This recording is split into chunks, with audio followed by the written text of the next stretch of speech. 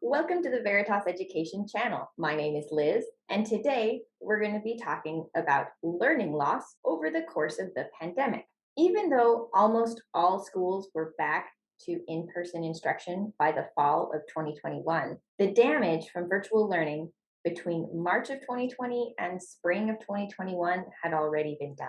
Many students missed 1.5 to 2 years of in-person classes, which led to incredible rates of learning loss. Current studies from a Harvard research team show that this loss of learning affected students in many ways. According to Thomas Kane, economist and faculty director for the Center for Education Policy Research at Harvard University, students at low poverty schools that stayed remote had lost the equivalent of 13 weeks of in-person instruction. At high poverty schools that stayed remote, students lost the equivalent of 22 weeks. The average school year is about 36 weeks of instruction, meaning in the worst case, students lost 2/3 of their learning. Let's take a look at the chart produced in the study that Kane did.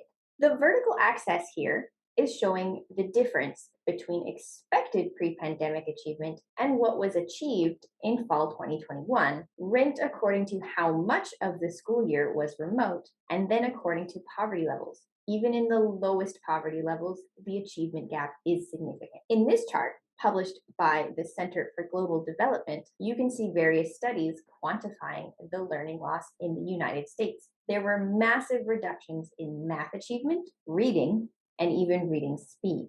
In our own experience advising students, we've noticed that some students are lacking in significant study skills. They are less inquisitive, or they don't know how to ask the right questions. They tend to be more dependent on parental support and are seen as less committed to personal goals. They also seem to need more shepherding than any group of students that we've had previously. While all students who went through the pandemic are facing these challenges, students who were in crucial transition years during the pandemic have struggled particularly hard. A student told me that he felt like he did not attend middle school at all because his 7th and 8th grade years were all virtual.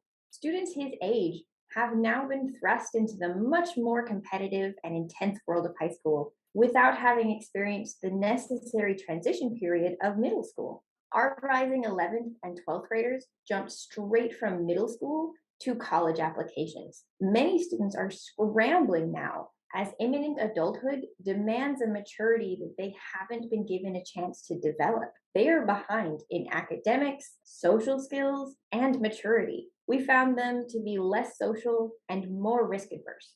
Luckily, interventions do exist, and while making up for 22 weeks of learning loss is very difficult, the effects of it do not need to follow your student forever. Academic interventions have proven to be effective in mitigating the worst of these effects.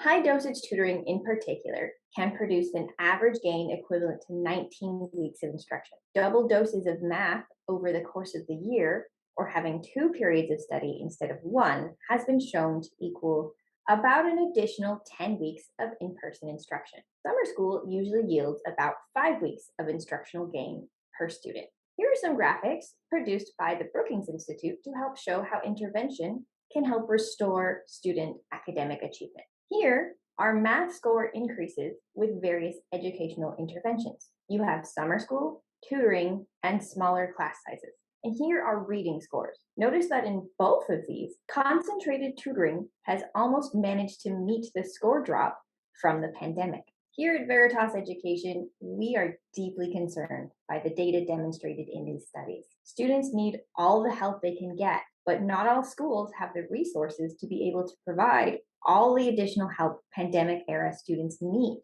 That is why our one-on-one tutoring and summer, fall, and spring group classes are carefully structured to support the whole student.